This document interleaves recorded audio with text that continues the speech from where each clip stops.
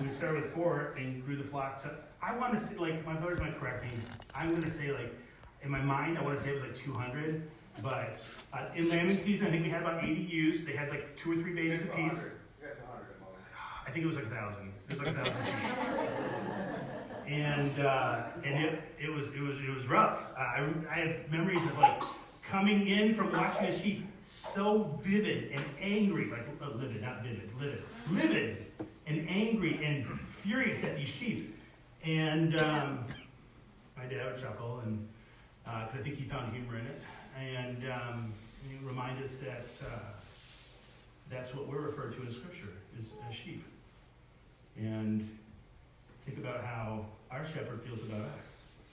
Thankfully, we have a patient and loving good shepherd, because I don't think that God ever wants to grab a gun off the shelf and go out and just start shooting each of us like many times I think we wanted to as children with our sheep.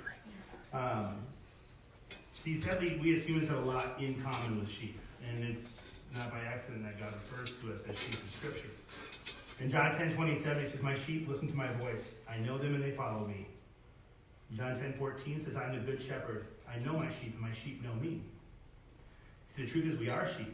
And so what I have for you this morning is we're going to talk about some of the characteristics of sheep. And I want to encourage you to kind of have an open mind and to identify with some of what I'm talking about, because even just reading through this again last night, God really called me to the carpet. He's like, this is you, this is you, this is you. And I'm like, man. So maybe this is only for me this morning. Maybe you guys are just that much better off than me. But I tell you what, I needed to hear a lot of this, and I continue to need to hear it. And so I hope that you will also identify with it and find the truth that God has to you. So, first of all, a lot of people think of, when they think of sheep, they think of that they're dumb. That's a lot of times the first way that people will describe sheep. They're super, super dumb and needy. Now, sheep are actually a little bit intelligent. Like, they can recognize like up to 50 faces for like a period of 2 years, which is better than humans technically. And they can build friendships and have emotions and stuff, I guess. None of that stops them from making really dumb choices, though. And again, a lot like us, we're semi-intelligent as a species, but it doesn't really stop us from making really dumb, illogical choices.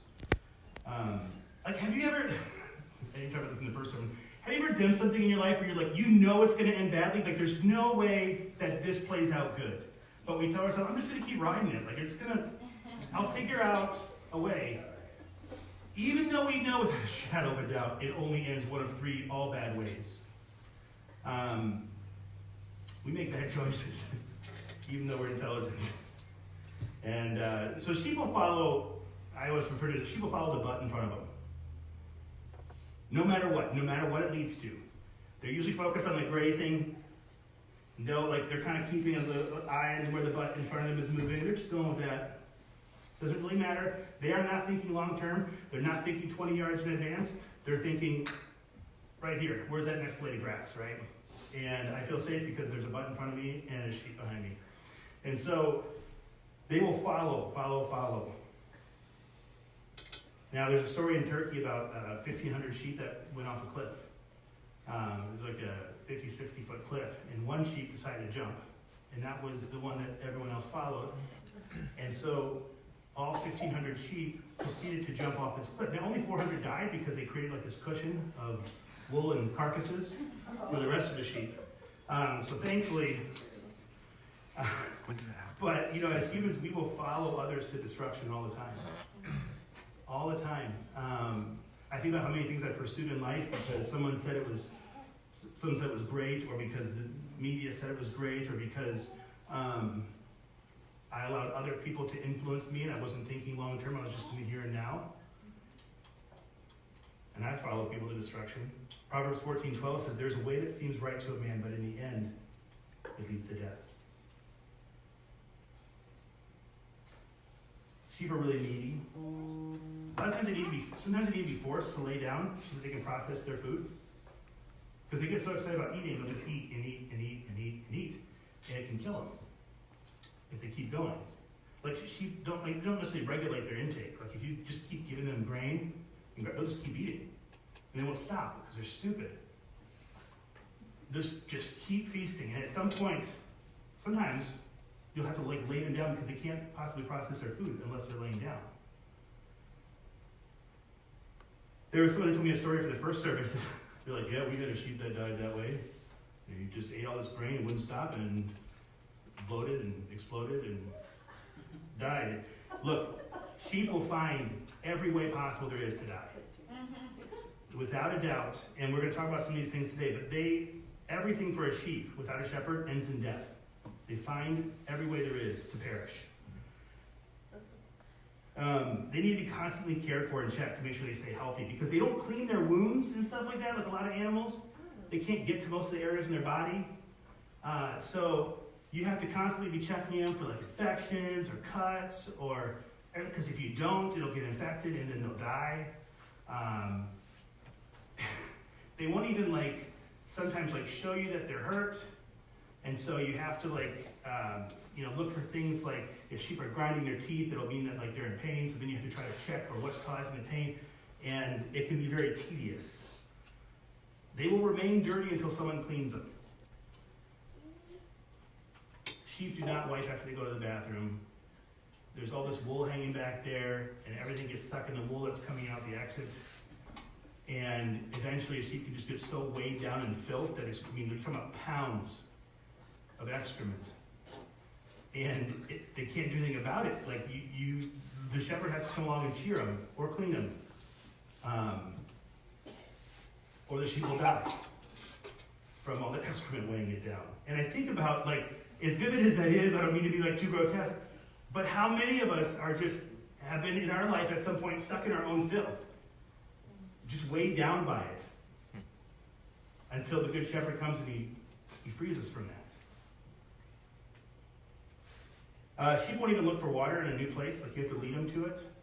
So like we'd have all these like paddocks, so we had 40 acres that was like, maybe it was 30 acres, give or take.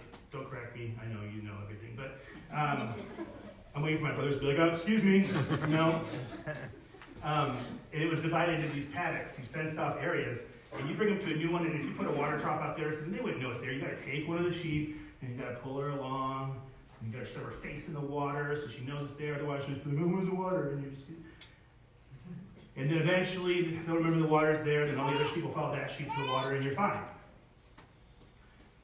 Otherwise, they just won't find the water and they'll die. Sheep have no defense.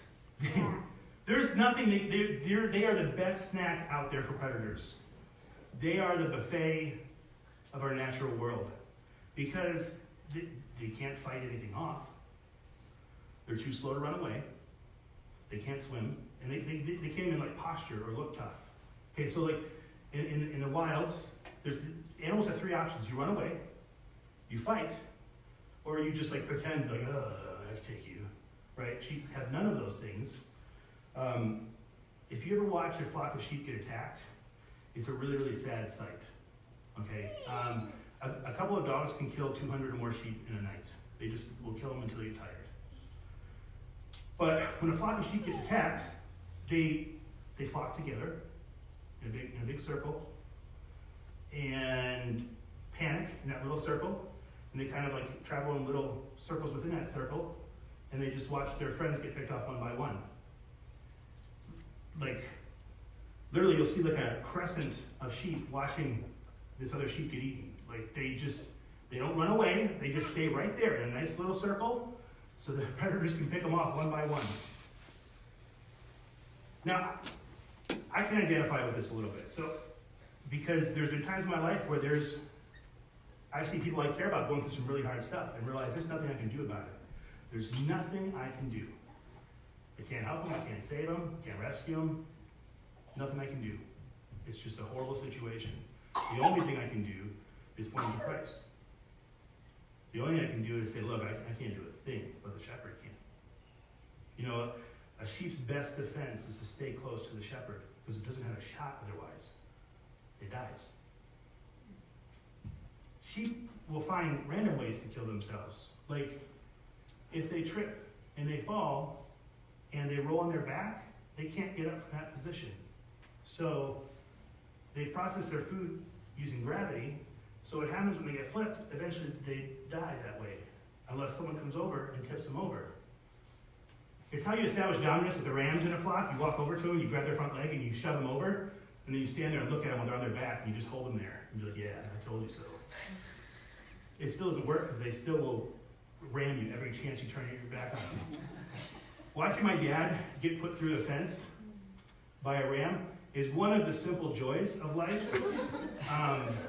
And then watching his reaction, and then you can't laugh too much because he's going to be mad at you. So you're going to put through the fence. Do you want me to edit this from the video? Yeah, we don't want to post that part. All right. My dad might see that.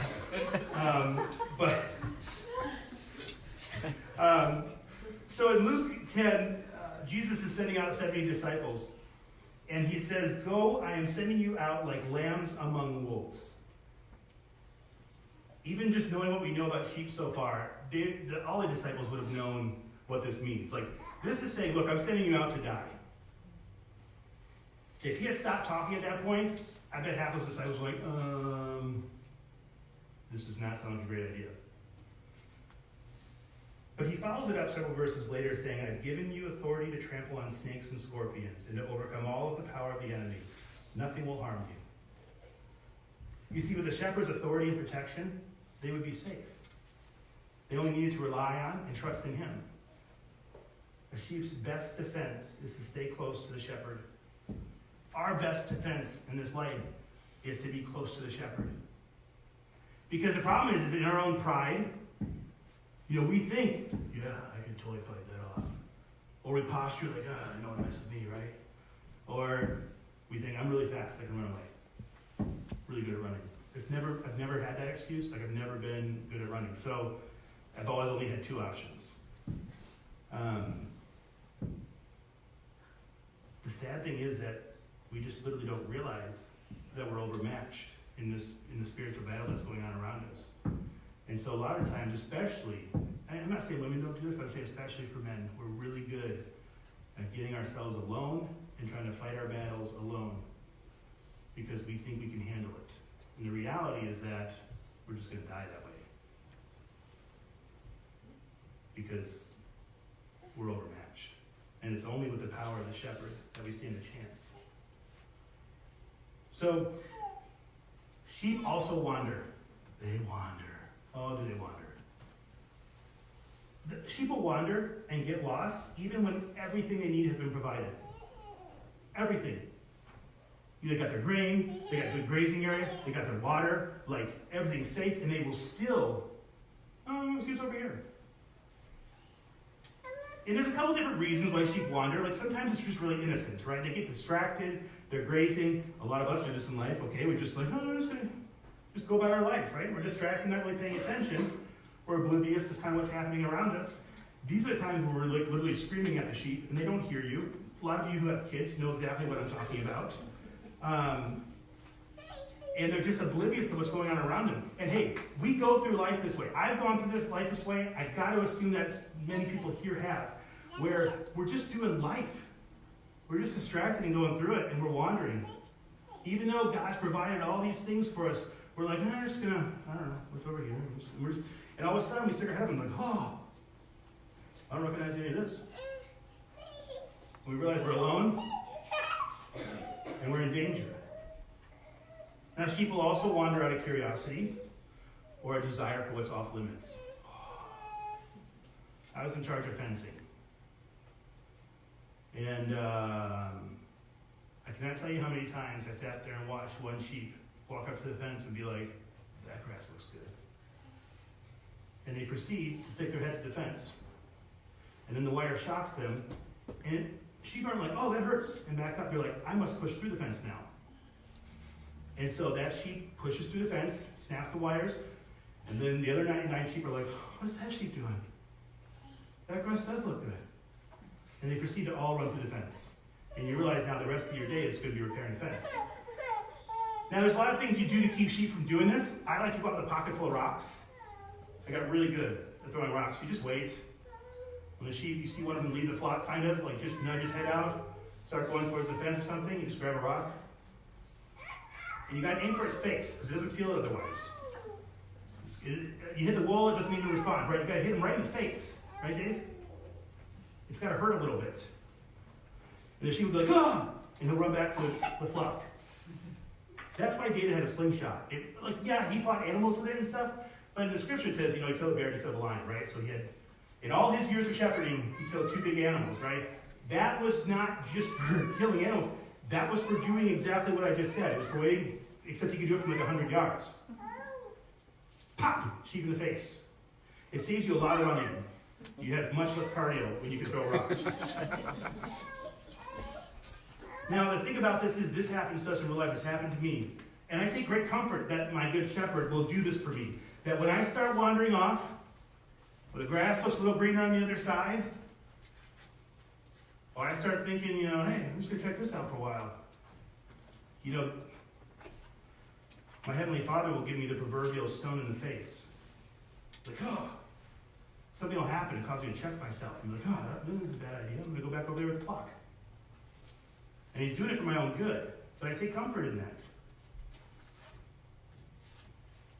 Now, the last reason a sheep would wander is rebellion. There are rebellious sheep. There are rebellious sheep.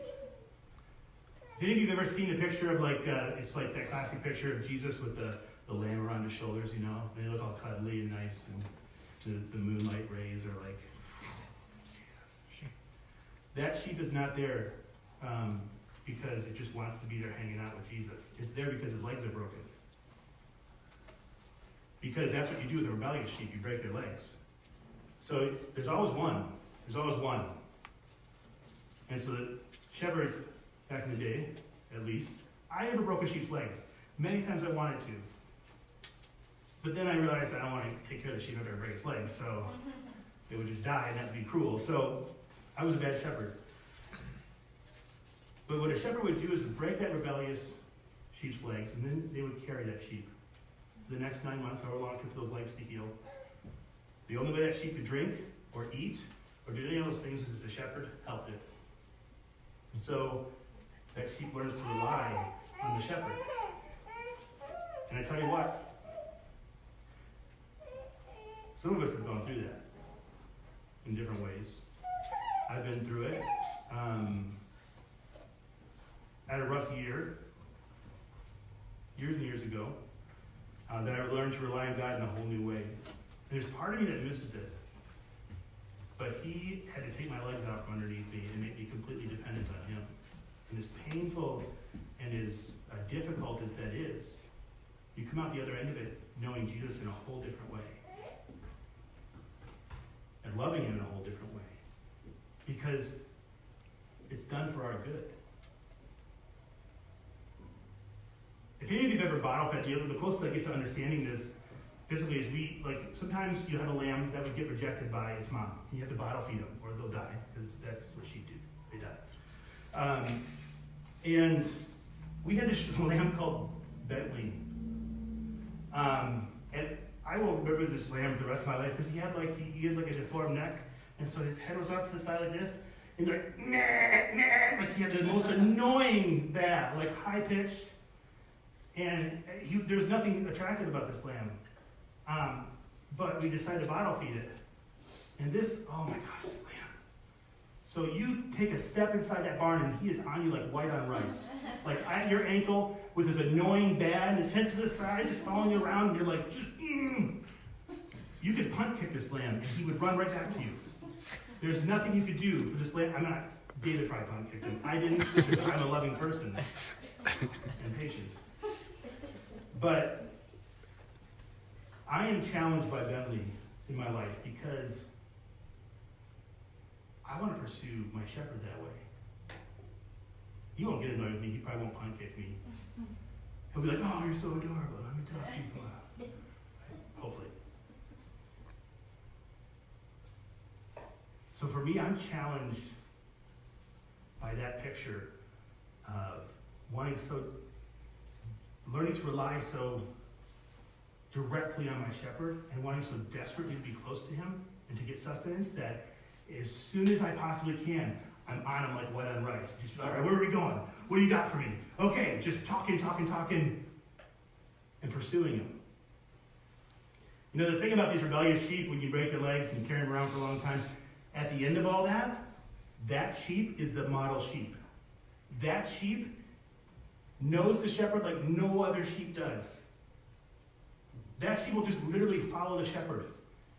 And all the other sheep then follow that sheep. And I think about some of the people in my life who have made like just huge, grievous mistakes that just floored them and took everything from them and had to go through this whole time of learning and getting just rebuilt by the Lord. Those are the people that I want to hear from. I don't want to hear from everyone that has a kid. I want to hear from someone who's had their legs broken. That's what I'm looking at. Because I'm like, you know him in a different way. I want to know the shepherd like you know the shepherd. Tell me what you've been through. And I think some of those are, if you listen to a lot of really great spiritual leaders, a lot of them had their legs broken. A lot of them know Jesus and their shepherd in a very different way, in a very personal way. You know, Hebrews 12:10-11 says, He disciplines us for our good, so that we may share His holiness. All discipline for the moment seems not to be joyful, yet sorrowful. Yet to those who have been trained by it, afterwards it yields the peaceful fruit of righteousness. I take comfort in this. I know that when I wander too far, or then when my stupid pride and rebellion just pops up, that my shepherd loves me enough to break my legs if he needs to. Hopefully I respond to the first rock, like the little rock, you know, like, oh, okay, but I'm really good at ignoring rocks. I know that he loves me enough to never stop pursuing me. He loves me enough to not let me wander. Or if I do, we sing about this song, he'll leave the 99 and come get me. That's the beautiful thing about our shepherd. Is that as helpless as we may be, as prone to wander as we may be, as needy or rebellious or dumb as we may be, we have a shepherd that loves us so passionately, that wants our hearts, that wants to know and to be known by us. All we have to do is realize how much like sheep we are, and know that it is only with our shepherd that we will find that protection, that we will find that peace, that we will find that growth that we so desperately need. At what point do we get tired of wandering? At what point do we realize our need? For your sake, for my sake, I hope it doesn't take too much.